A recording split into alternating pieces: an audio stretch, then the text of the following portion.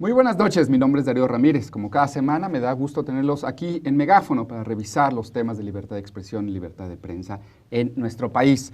Quédese con nosotros, hoy tenemos un programa interesante sobre la cuarta y tercera cadena de televisión.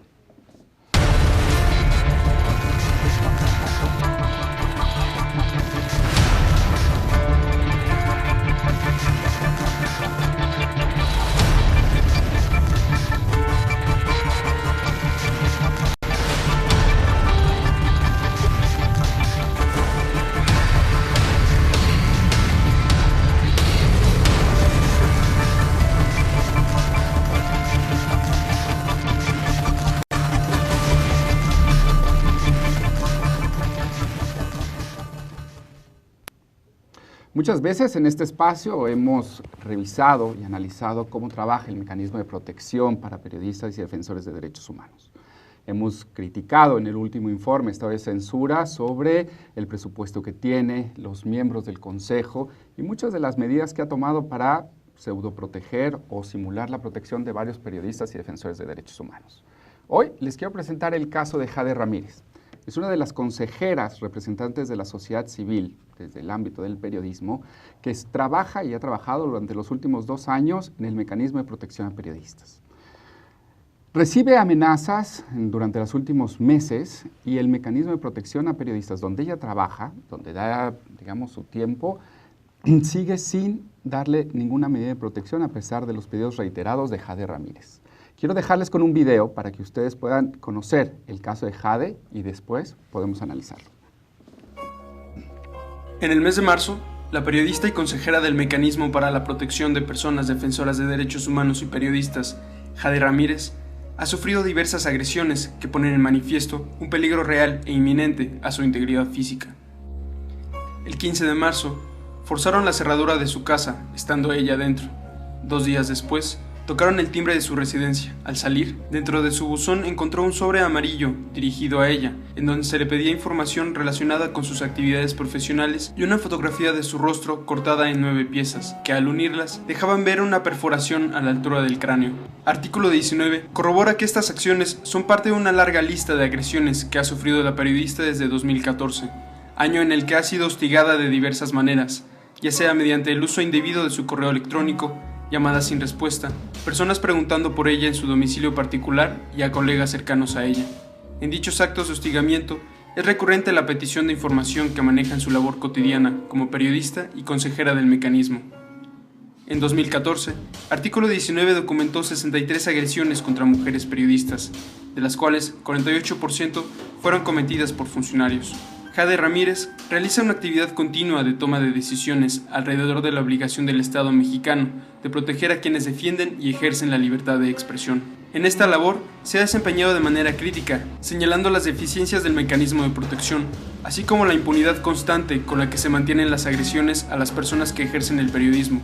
El Centro de Justicia para la Paz y el Desarrollo, CEPAD, representante legal de la periodista, ha denunciado desde enero las múltiples agresiones que ha sufrido Jade Ramírez ante la Fiscalía Especial para la Atención de Delitos Cometidos en contra de la Libertad de Expresión de la PGR y a la Secretaría de Gobernación.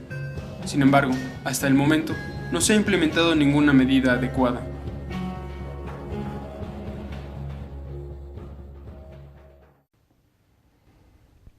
El caso de Jade Ramírez es solo otro botón de muestra sobre lo que pasa dentro del mecanismo de protección a periodistas en la Secretaría de Gobernación. Después de que la Chapulín Lía Limón brinca al Partido Verde buscando una candidatura, el mecanismo lleva acéfalo casi 3 meses. En estos 3 meses ha habido muchas historias como las de Jade Ramírez que siguen esperando respuesta por parte del Estado mexicano, el gobierno federal, para ejercer la libertad de expresión en un contexto de seguridad. Hoy está a cargo de la subsecretaría el doctor Ricardo Sepúlveda. Evidentemente, desde hace varios días ha habido comunicación entre Jade Ramírez, Artículo 19, y el doctor Sepúlveda. Esperemos que pronto las medidas de protección que Jade Ramírez necesita para seguir haciendo su trabajo dentro del mecanismo y el trabajo periodístico que hace lleguen a buen puerto.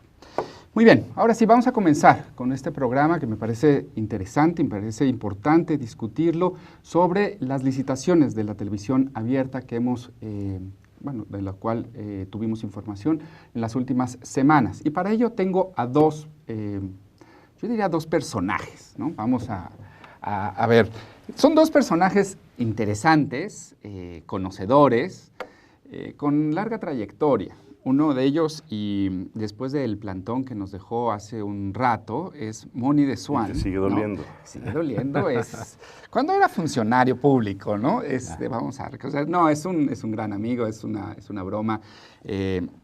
Moni de Swan, expresidente de COFETEL, experto en telecomunicaciones. ¿Qué tal, Moni? ¿Cómo estás? Darío, buenas noches. Gabriel, ¿cómo estás? Buenas noches. Muchas gracias por venir. Y el otro es, alguien que ha estado en boca de muchas personas en los últimos meses, semanas. En el caso de Carmen Aristegui, él es Gabriel Sosa Plata, ombudsman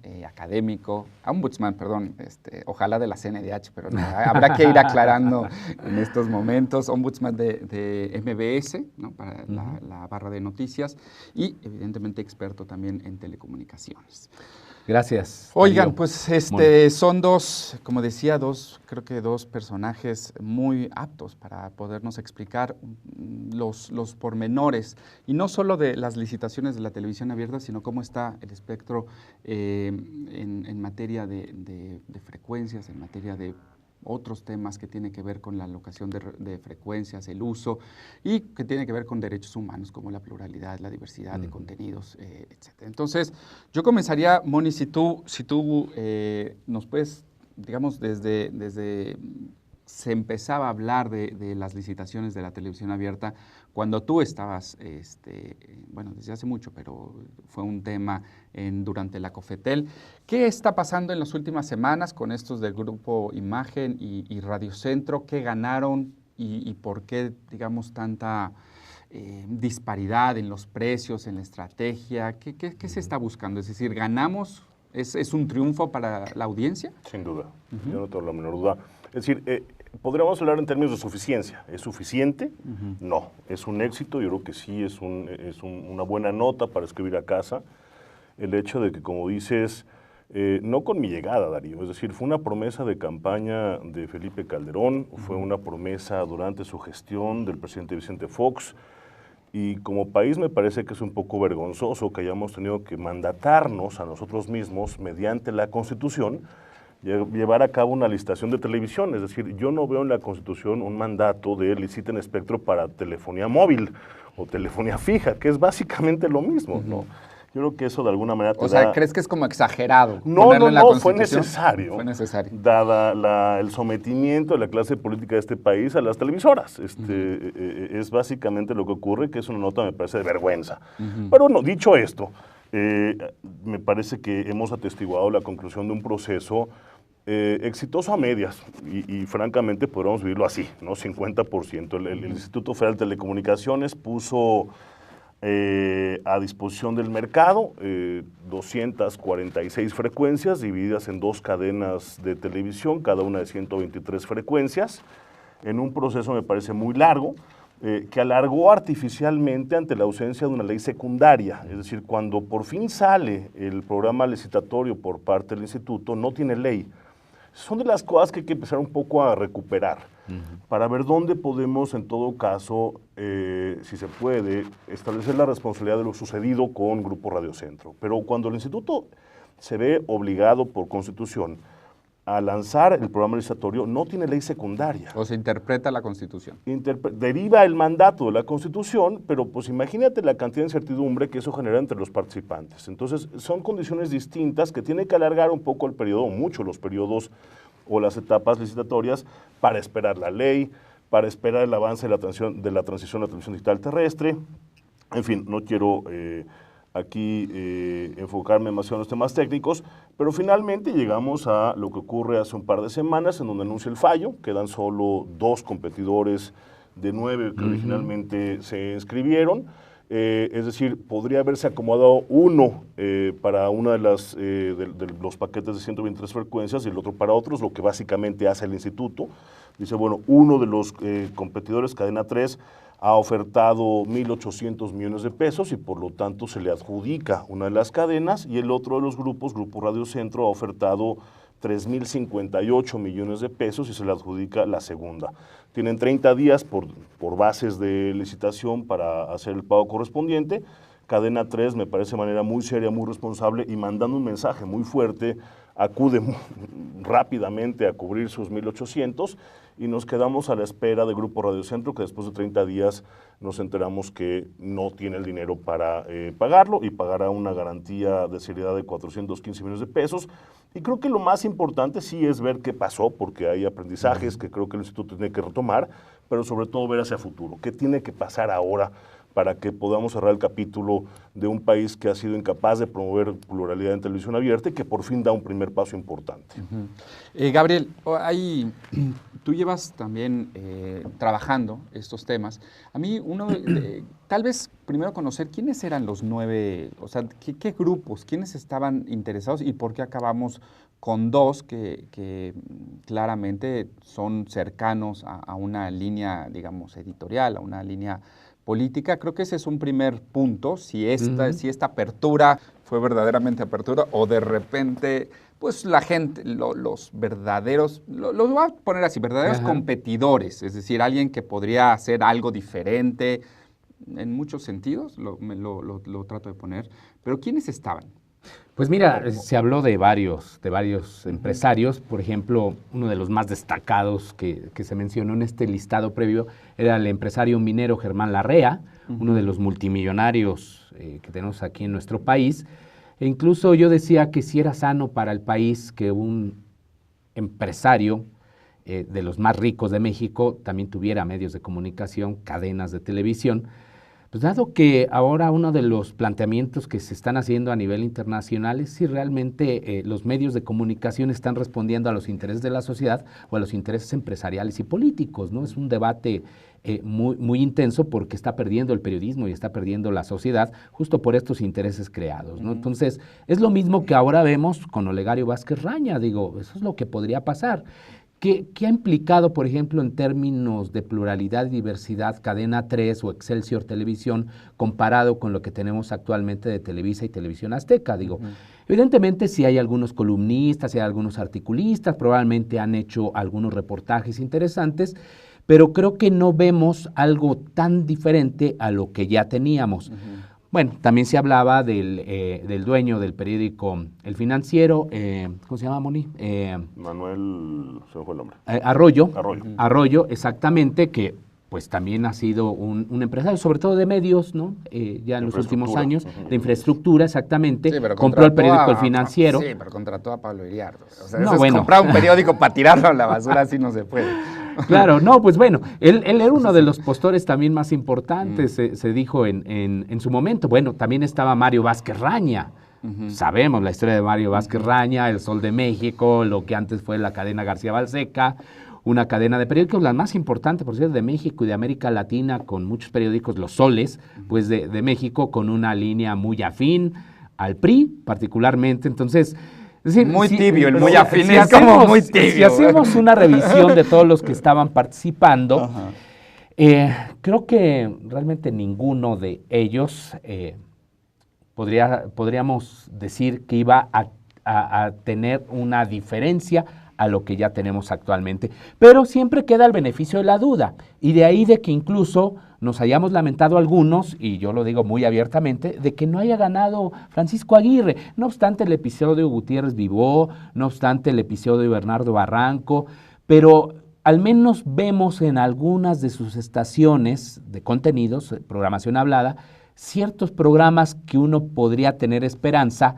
de que quizás se hubiesen reflejado una mayor pluralidad de contenidos en la televisión.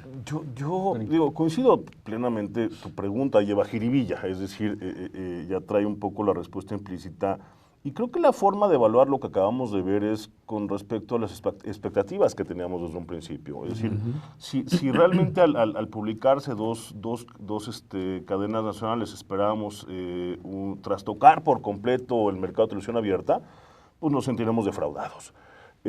Yo no tenía esa expectativa, es decir, participaron quienes ya tienen una historia como radiodifusores, claramente, salvo el minero Larrea, El resto eran radiodifusores que querían hacer un salto de una región a lo nacional, o de la radio a la televisión y demás. Entonces, yo no me siento defraudado como tal porque no esperaba mucho. En realidad, la pluralidad de contenidos no va a pasar por la televisión abierta. Nunca más, ya no lo vamos a ver.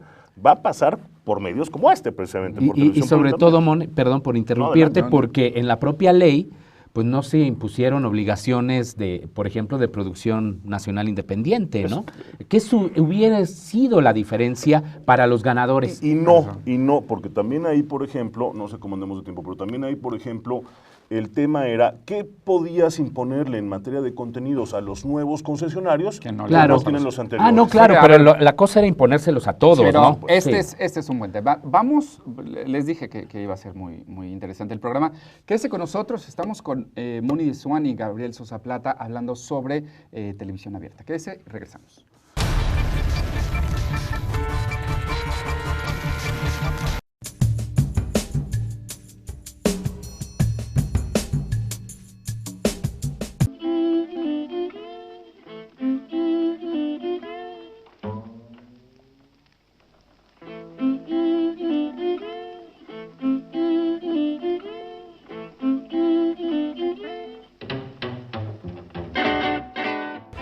Duopolio, ¿no? O sea, Televisa, TV Azteca.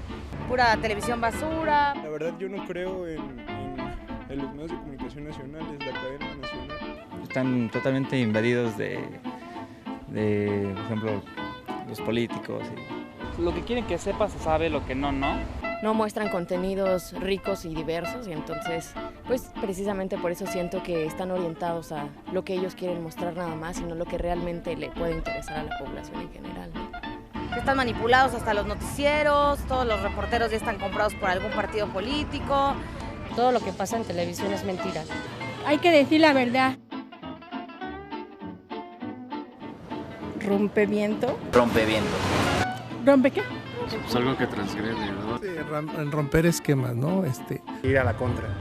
No sé, ir a la contra del viento, de la corriente.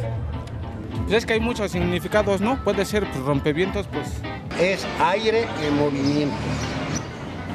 Pues algo que corta el aire, ¿no? A ver. Explíqueme. Rompeviento, pues es alguna pared, alguna cosa así, pues ¿qué será?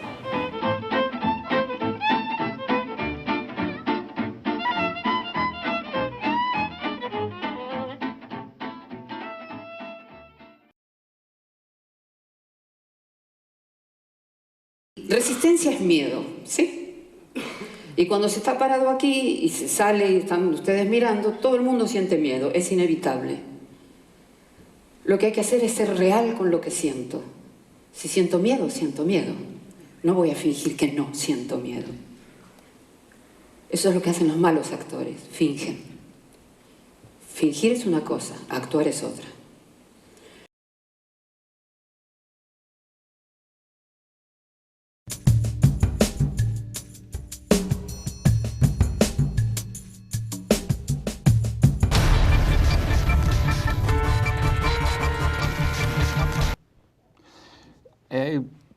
Colocabas, Gabriel, el tema de contenido, ¿no? Y tú estabas regresando un poco al tema de cómo procuramos ese contenido ante empresarios que claramente no tienen ese interés de generar, no tienen el interés de generar ese contenido. Puede ser por demanda o falta de demanda o no lo tengo claro, pero ¿por qué no terminas la idea, Moni, que te corté ahí? Digo, el tema, y Gabriel lo respondió fugazmente antes de irnos al corte, es que no era, pero volvemos a lo mismo, no era la licitación el mecanismo para promover mayor pluralidad de contenidos, porque hubieras generado una asimetría importante con los actores ya existentes, con Televisa y TV Azteca, básicamente. Hicimos un esfuerzo en Cofetel en su momento de incorporar algunas variables propiamente vinculadas con el contenido, para la adjudicación de las frecuencias cuando estaban en análisis en Cofetel. Y la verdad es que yo siempre me sentí incómodo. Era censor, ¿por qué el fútbol y no el béisbol? ¿Por qué? Lo que sea. Entras a un debate, me parece muy subjetivo. Era la ley, me parece, y coincides en ello, donde podías haber fomentado una mayor pluralidad con unas herramientas mucho más, me parece, profundas en materia de propiedad cruzada, por ejemplo, en materia de producción independiente, y porque ahí sí me parecieran de aplicación general. pero era la ley, no era la licitación, y el tema es la licitación. Yo creo que la licitación ha cumplido, insisto, con los objetivos que por lo menos yo pensé que iba a tener. Es una lástima lo que ha pasado con Francisco Aguirre. No podemos dejar de señalar la falta de seriedad de Grupo Radio Centro. Me parece inconcebible. Preguntabas tú al principio por qué la disparidad.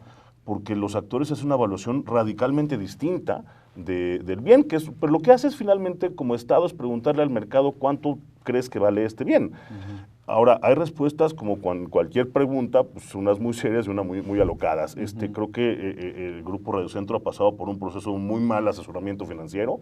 Desde el momento en el que vimos esa cifra, creo que todos los que tenemos cierta cercanía con el sector dijimos, ups, algo aquí no está bien. No cuadra algo.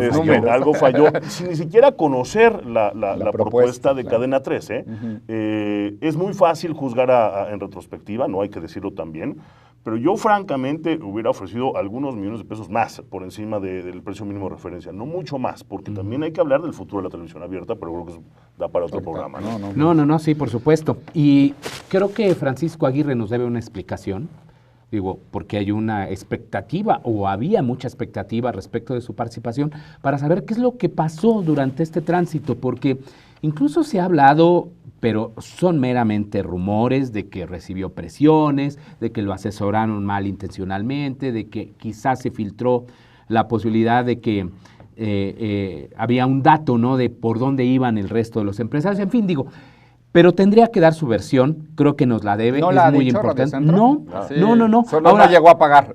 Solo no llegó a pagar, pero sería muy útil incluso para las próximas licitaciones, y sobre todo porque el mismo Francisco Aguirre, en una entrevista muy larga que le ofreció a Jacobo Zabludovsky, él comentaba de que había ofrecido esa cantidad de dinero porque tenía muchísimos deseos de regresar a la televisión. Finalmente hay que recordar que la familia operó el Canal 13 de televisión entre 1968 y 1972 y que durante muchos años quisieron regresar a la televisión. Era el objetivo de muchos radiodifusores aquí en México, es decir, los que hacían radio, tener un canal de televisión, y ahora que se presentaba esta oportunidad de oro, pues algo sucedió en el camino.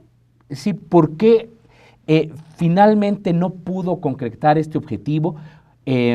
Obviamente uno pensaría que es el factor exclusivamente de dinero, pero también habría que revisarlo, Moni, porque pues ya ves que la familia Aguirre es no solo Grupo Radio Centro. O sea, el mismo Francisco Aguirre tiene Grupo Radio México, que tiene varias estaciones y que las maneja de manera independiente de Grupo Radio Centro. La familia tiene un conjunto de estaciones y de negocios.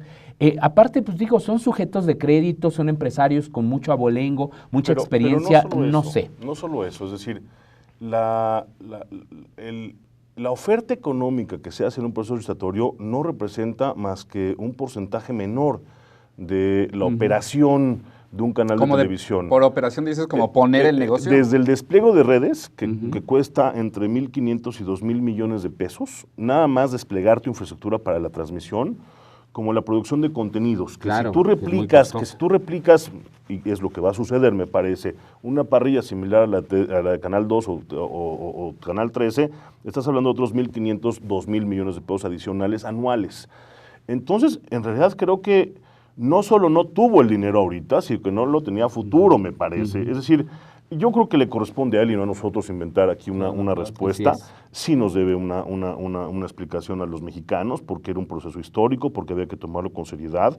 Y yo sí quiero dejar aquí constancia, y no he sido un defensor del instituto a ciegas, pero en este caso me parece que la andanada mediática en contra del instituto, acusándolo de una mala organización, no tiene ningún fundamento.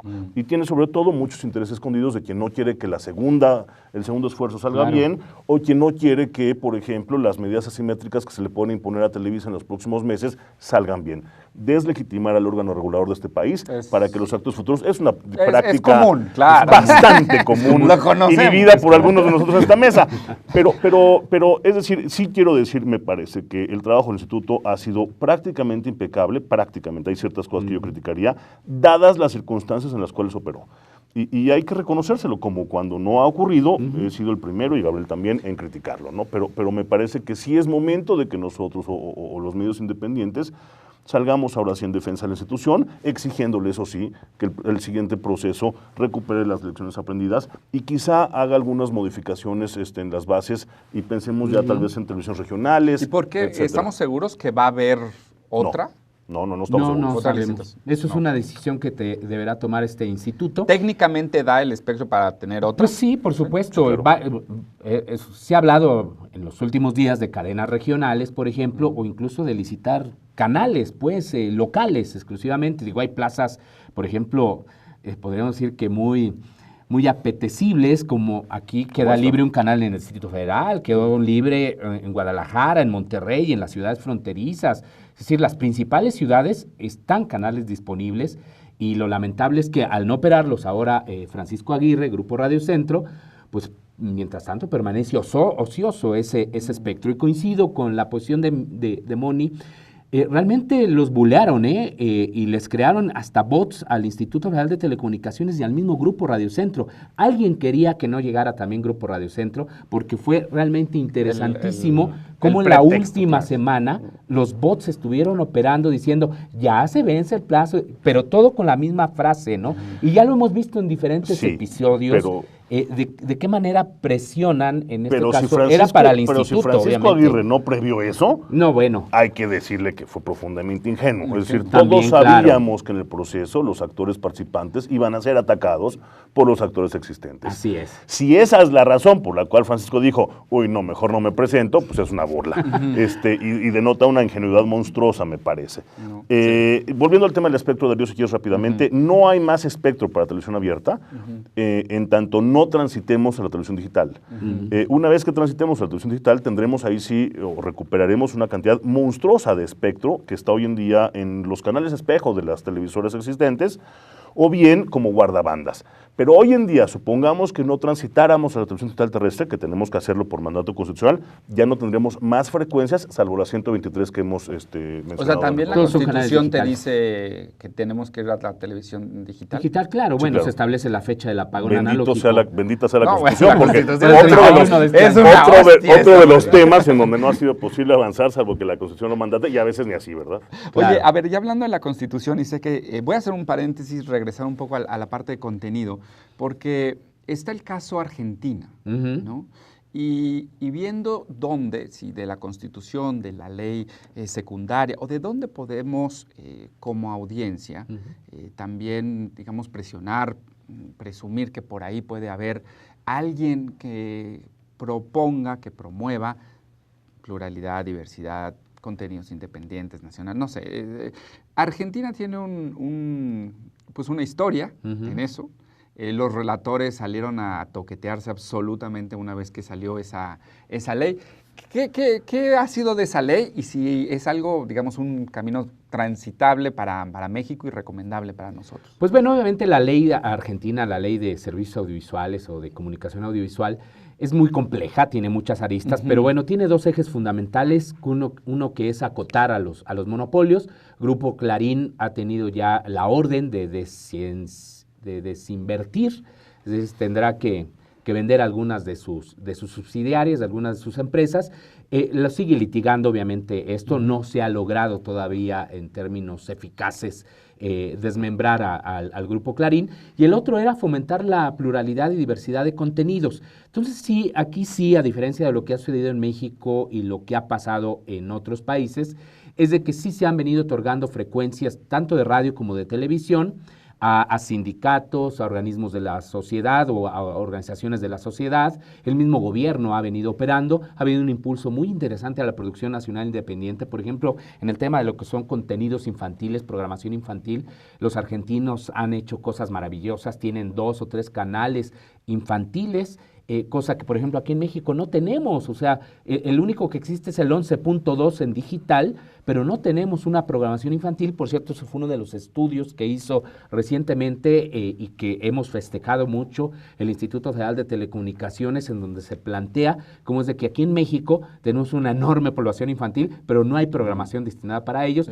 y lo que hay, pues es sobre todo producción estadounidense, muy poca mexicana. En radio es prácticamente inexistente los niños, y bueno, la ley de servicios audiovisuales ha ido en ese terreno, pero sí están recibiendo la crítica, por ejemplo, de las comunidades que dicen, espérense, no han democratizado suficientemente el espectro radioeléctrico y estamos esperando que nos asignen a nosotros frecuencias. Se refiere sobre todo a las radios comunitarias que han estado operando, muchas de ellas de manera ilegal, y que no se ha regularizado su situación. Así es que están viviendo un proceso de democratización todavía bastante complejo, que va a tener todavía muchos obstáculos y no se ha logrado plenamente, pero me parece que también hay intentos pero tienen, y éxitos pues en esa ley. Pero ya tienen el andamiaje jurídico para que ello ocurra.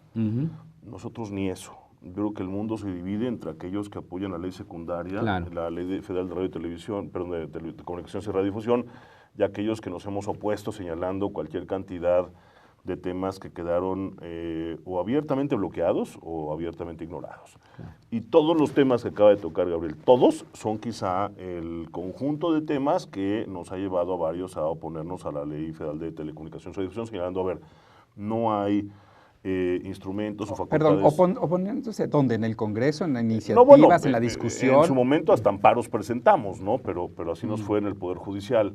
A quienes nos opusimos en su momento, a quienes criticamos la Ley Federal de Telecomunicaciones y Radiodifusión, quienes apoyamos la Constitucional, pero que en el camino dijimos sí a la Constitucional, pero decías, regresemos a la Constitución, decías ahorita. Sí. No hay que regresar a la Constitución, en realidad hay que regresar a la ley secundaria, porque es, me parece, ahí donde están los A ver, llévanos, problemas. Porque yo creo que eso puede ser importante.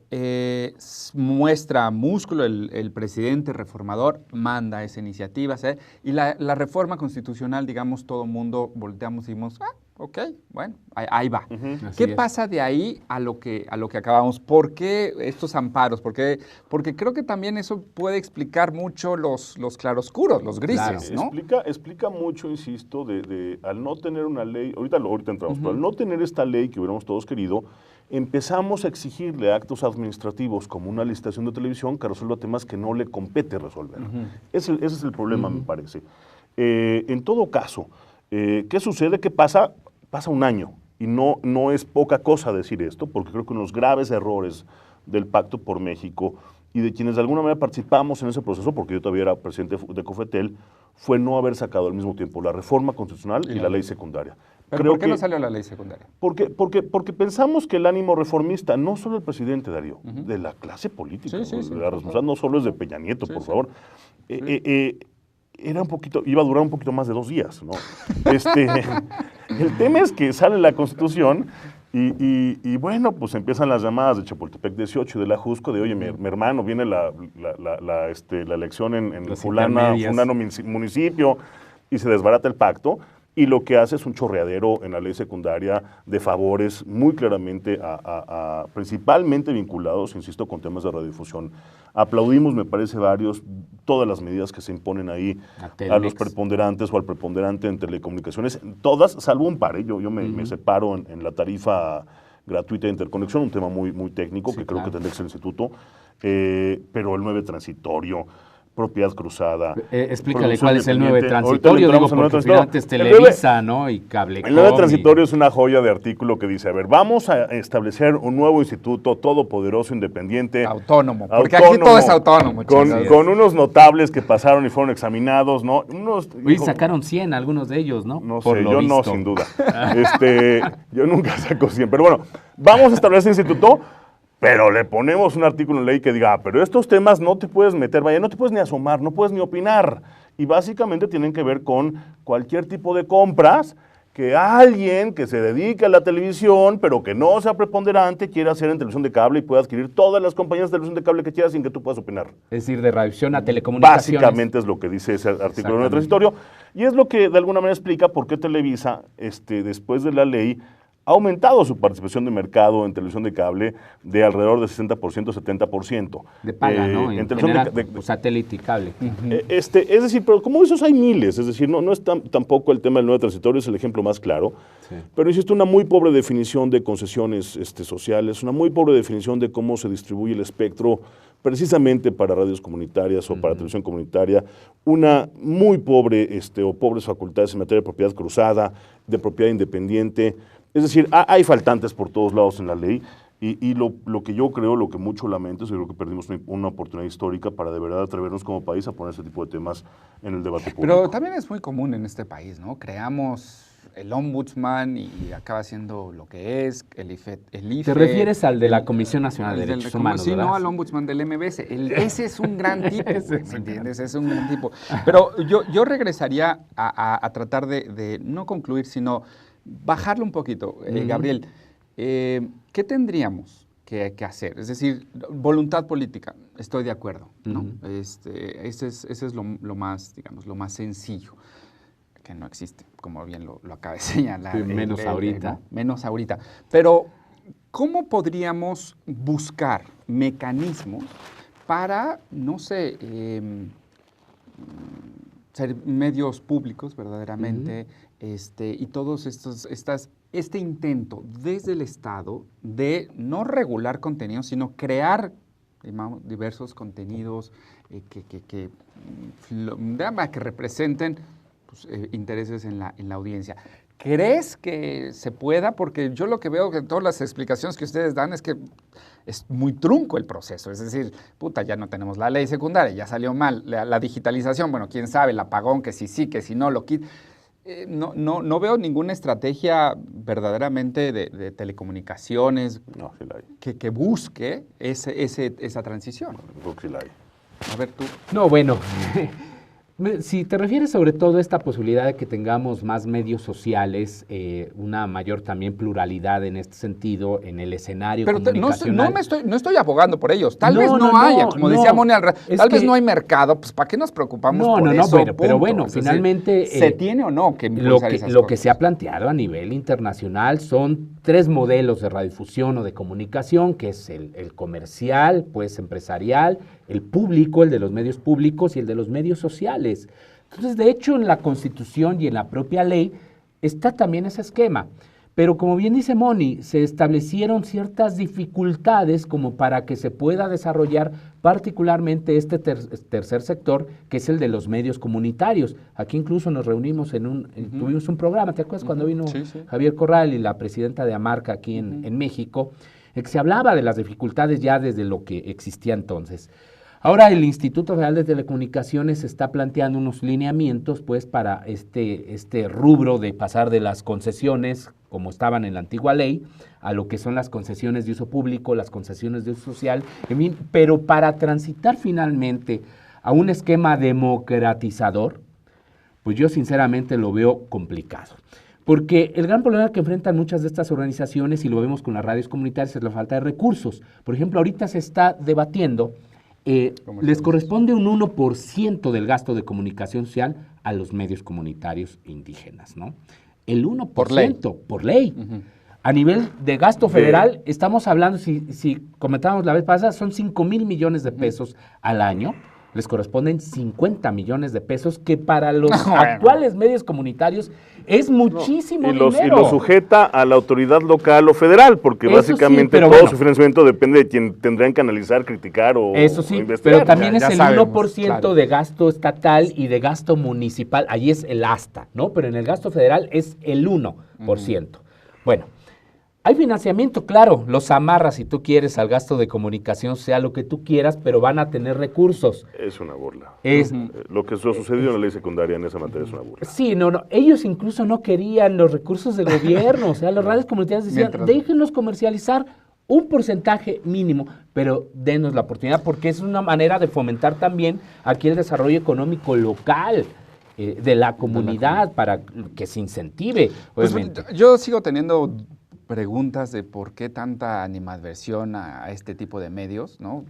De la CIRT, de cómo los atacan como si fueran verdaderamente una violencia. Les llaman competencia desleal. Sí, pero joder. No, sí, claro. Vamos a un corte. Quédese con nosotros. Estamos en Rompimiento Televisión.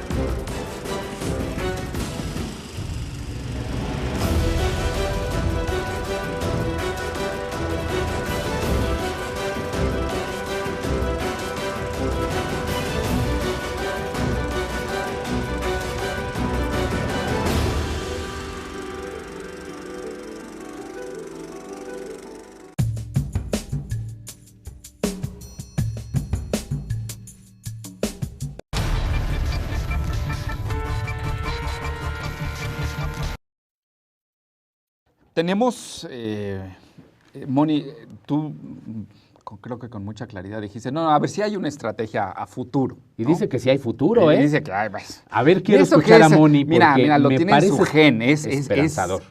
Si Moni dice todo el que hay mundo futuro, me acusa de pesimista. No, exacto, por eso digo, que lo diga él, espérense, pongan atención, Moni va a hablar sobre el futuro. Tomen nota de cómo obtener las concesiones. No, justo lo que diría es no vayan por concesiones. En buena medida es un régimen que apoyen rompeviento.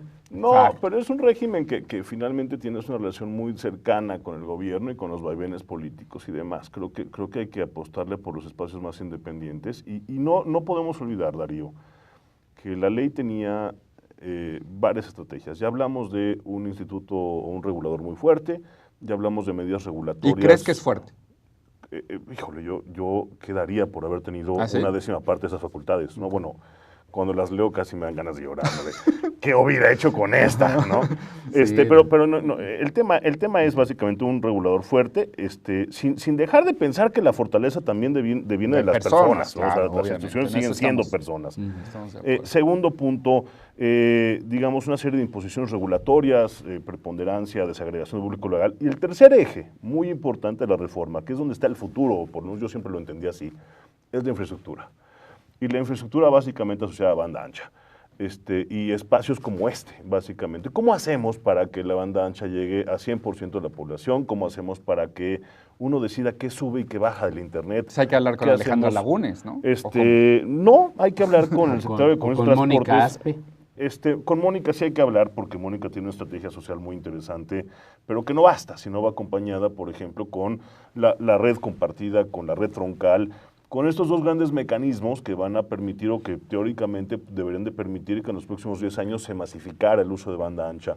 Y es ahí donde yo veo el futuro. Yo diría, dejemos que Cadena 3, dejemos que Grupo Radio Centro o quien sea que compita por la cuarta cadena, se peleen por ello, tengan ese espacio radiodifundido, pero hagamos todo lo que nos toque como país para que en 10 años esa penetración que hoy en día tiene la televisión abierta la tenga la banda ancha. Y entonces queremos mecanismos mucho más dinámicos de acceso a contenidos y de demanda a contenidos.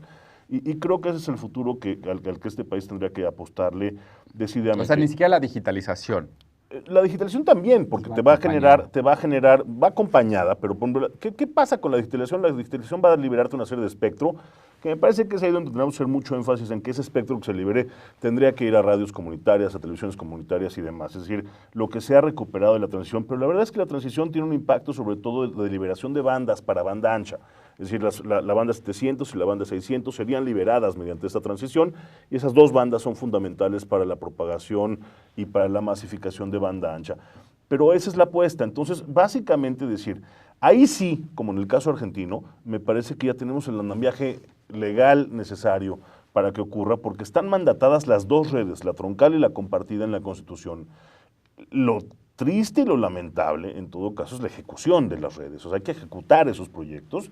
Y es donde ante incluso la ausencia de un subsecretario en los últimos 4 meses, ¿no? Está vacante la subsecretaría, uno se pregunta si el gobierno realmente está apostando por esa infraestructura. Pero creo que ese es el futuro y creo que a partir de ahora, una vez que ha concluido este primer ejercicio licitatorio, que el instituto haga el segundo, concentrarnos en que la red troncal y la red compartida realmente sean cumplidos conforme al mandato constitucional y ver que la banda ancha llegue a una mayoría de las personas en este país. Me parece que es fundamental, porque eso va a detonar competencia, pluralidad y de una manera mucho menos regulada, mucho más independiente del gobierno. ¿Tú qué opinas sobre eso? Es optimista Moni en este terreno, pero no bastan los fierros, sabemos, Darío. El hecho de que llegue la banda ancha no significa que vamos a tener mayor pluralidad y diversidad. Se ha demostrado que, por ejemplo, a los alumnos que le están entregando las tabletas, ¿no? Tu amigo Peralta. Exactamente como si la educación viniera con las tabletas o viceversa, ¿no? Y esto se ha demostrado a nivel internacional, que si no va acompañado, pues obviamente por métodos educativos eficaces, con capacitación de profesores, si no va acompañado con esta llamada cultura digital, pues muchos intentos de infraestructura pues pueden no ser tan exitosos. Claro, contribuye, pero finalmente ahí el factor educación, cultura digital, es un tema obviamente fundamental, porque no todos los que están en las redes son también generadores de contenidos, este concepto que a mí no me gusta mucho, pero que está muy en boga, que son los prosumidores, ¿no? Es decir, el fenómeno que vemos de rompeviento y lo que estamos viendo en las grandes ciudades es de que sí, quienes estamos conectados posiblemente subimos contenidos, pero mucho de la población aquí en México es receptiva nada más de contenidos. Y hay que trabajar con ellos. Hay un enorme analfabetismo aquí en México. La educación básica sigue siendo pues, lo que es la formación de nuestro país, digo, a nivel nacional. Estamos llegando a la secundaria, creo que ya estamos llegando a la preparatoria, pero ahí es la otra parte que me parece que se ha descuidado muchísimo porque, insisto, no basta la tecnología. Entonces, de ahí fenómenos como el que vemos, y perdón por retomarlo, pero es el tema de Carmen Aristegui. O sea, ¿por qué Carmen Aristegui generó este rechazo que se dio de sus audiencias? Porque la radio, al menos en algunas poblaciones de nuestro país, sigue siendo medio de comunicación fundamental, por ejemplo, ¿no? ¿Qué penetración tiene? Pues mira, las cifras obviamente varían, pero sí podríamos decir que con base en las repetidoras, no repetidoras, porque es más, ni siquiera repiten. Me refiero a lo que es la repetición de formatos, ¿no? Que es la mejor EXA, particularmente, porque aquí nada más existe Noticias MBS aquí en el Distrito Federal, pero que retransmitían el noticiario de Carmen, era uno de los noticiarios que tenía mayor cobertura a nivel nacional. AM por encima de 90, FM por encima de 70 y televisión por encima de 90. Entonces, pues, muy importante. Y, por ejemplo, para que lleguemos a que en nuestros vehículos tengamos acceso a banda ancha y podamos escuchar contenidos streaming, se necesita una infraestructura muy robusta, como la que hablaba Moni, la exactamente, pero bueno, o sea, Wi-Fi, en fin, para que sea algo accesible. Mientras tanto, la gente aquí en el Distrito Federal, quien quiere escuchar un noticiario, se aprende la radio, no se conecta a internet porque todavía le sale muy caro este proceso, y además de que no existe la suficiente robustez de las redes, pues para este servicio en línea. Entonces, todavía los medios tradicionales por eso siguen teniendo esta importancia, ¿no? Porque México está rezagado en infraestructura, está rezagado en cultura digital, etcétera, etcétera, pero pues sí es cierto, o sea, hacia allá va todo esto, allá lo están vislumbrando Estados Unidos, los países europeos, la banda ancha finalmente va a ser todo, y Moni de Swan, o sea, con esta visión y exactamente. Sí, pero hay retos todavía muy importantes aquí en México por superar en este terreno. Sin duda, y nadie los menosprecia y es parte del diagnóstico que se hizo, pero volviendo al tema de el futuro, hacia dónde debe de ir, yo creo que mi apuesta estaría ahí. Sí, en el ínterin tendremos que ver la forma en la que la ley reflejara de mejor manera expresiones comunitarias, expresiones sociales, pero yo francamente creo que es una batalla que una y otra vez hemos perdido. Hemos perdido ante legisladores que pues, son mucho más sensibles a las demandas de quienes les dan pantalla que de quienes les dan votos. Eso es evidente. Entonces mi apuesta sería por la infraestructura, mi apuesta sería por las redes y creo que por ahí podemos realmente en 10, 15 años. Por la cultura digital también. Por supuesto, Gabriel, pero ¿para qué? ¿No? Digo, no podemos hablar de educación si no hemos puesto la escuela. Claro. Por supuesto que después de eso viene la educación digital y demás. Pero te doy datos escalofriantes de la parte fija, si quieres, del transporte interurbano de datos, lo que se conoce como la red troncal, la red dorsal. 50% de este país vive en condiciones de monopolio. Es decir, si quiere acceder a un transporte interurbano de datos, tiene que ir a tocarle la puerta a Telmex o a la CFE. 50% vive en condiciones de monopolio, 25% en condiciones de duopolio y 25% no tiene ningún tipo de infraestructura. Eso es lo que hay que tratar de cambiar en este país. Y cuando cambiemos eso, me parece que entonces sí, tendremos a la gente conectada, tendremos mejores precios y los contenidos irán y vendrán de Pero mejor no era manera. Eso parte del espíritu de todo eso. Es y está. Lo preocupante, insisto, es la lentitud con la cual se está ejecutando algunos de esos proyectos.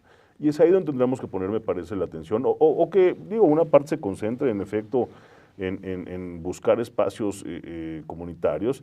Por ejemplo, las FM, ¿no? Va a haber una licitación de frecuencias de FM, que sería muy útil que se discutiera este tema, por cierto, en un programa, porque está hablando de alrededor de 300 frecuencias, tanto de FM, pero incluso de AM, que ese es todo un tema, ¿no, Moni? Porque se está transitando, hubo un acuerdo presidencial en el sexenio de Fox, perdón, de Calderón, para pasar de las AM a las FM, y ahora se está en el proyecto, se busca licitar frecuencias de AM. Entonces, ¿eso qué quiere decir? Pues eso es lo que hay que discutirlo, ¿no? O sea, es decir, ¿por qué se había pensado en un principio de que transitara toda la AM hacia la FM y ahora se está considerando, pues, de que resurja la amplitud modulada? Creo que no se ha debatido lo suficiente y es todo un tema. No, y lo que en algún momento se pensó, no estoy diciendo que eso es lo que se tendría que hacer, pero se pensaba era, bueno, migremos a toda la radio comercial a la FM y utilicemos a la AM para la parte más comunitaria y social. Eso se pensó. Por cobertura, ¿no? Es interesante. Pero ahora, como bien dice Gabriel, ni siquiera hubo un debate. Se publicó un programa que no ha sido bien explicado, me parece, por el Instituto en cuanto a sus objetivos, que incluye, como bien dices, AMs y FMs.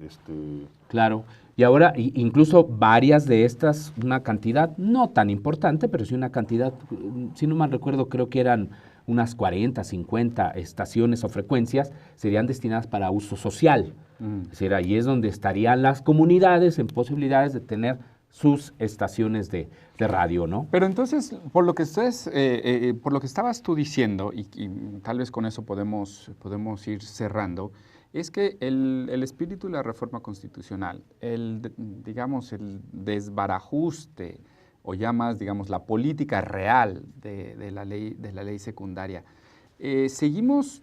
Y ahorita que te veía decía, es que esto no cambia, es decir, seguimos en ese 50% de monopolios o de duopolios, ¿no? O sea, seguimos siendo, ¿qué creen? Digo, ahí sigue siendo, por ejemplo, optimista en que podamos romper esos monopolios y crear, digamos, más libertad de mercado, de contenido, de un Estado regulador en favor de la libertad y de principios de libertad de expresión y principios como los que hemos estado hablando, porque sigues hablando digamos, de los mismos problemas, es decir, como que a los monopolios los vamos maquillando y quitándoles poquito, pero no vamos a quitarte todo en lo que tú haces otra cosa, o te vas por el gas y, ¿no? O sea, o por otras cosas, es decir, podemos, o si no es también desde nuestro punto de vista, desde nuestra trinchera, algo de simulación.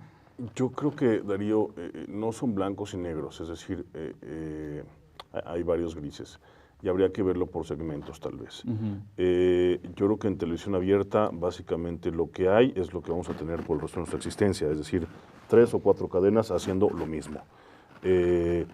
Me preocupa muchísimo televisión de paga. Lo que estamos viendo en televisión de cable me preocupa no tanto por la transmisión de contenidos vía esta tecnología, sino por el vínculo que existe tradicionalmente de la televisión de paga con la banda ancha fija. Es decir, el casi monopolio o la enorme dominancia que está adquiriendo Televisa en televisión de paga tendrá tarde o temprano un impacto en banda ancha fija también. Eso es muy preocupante. Veo, por ejemplo... O sea, ¿tú crees que están pensando en lo que tú estabas diciendo? Es decir, si vamos para la banda ancha... No me queda la menor duda de que en la ley, desde la ley, hay un diseño, y lo dije así varias veces, había una construcción duopólica de las telecomunicaciones, en donde un segmento o un sector iba a ser para uno y el otro para otro. O sea, se refiere a América Móvil y a Televisa. Pero lo que hay que decir, insisto, los grises, la telefonía móvil me parece que tiene una perspectiva muy distinta a la que teníamos hace algunos años, y vaya, no lo tiene que decir Moni de Swan, ya lo dijo una empresa como AT&T diciendo, me interesa. Y ahí estuvo el mercado siempre, nunca le interesó. Entonces han visto algo en el mercado que me parece que les permite pensar que esto puede cambiar, y ahí hay banda ancha móvil, lo cual es interesante.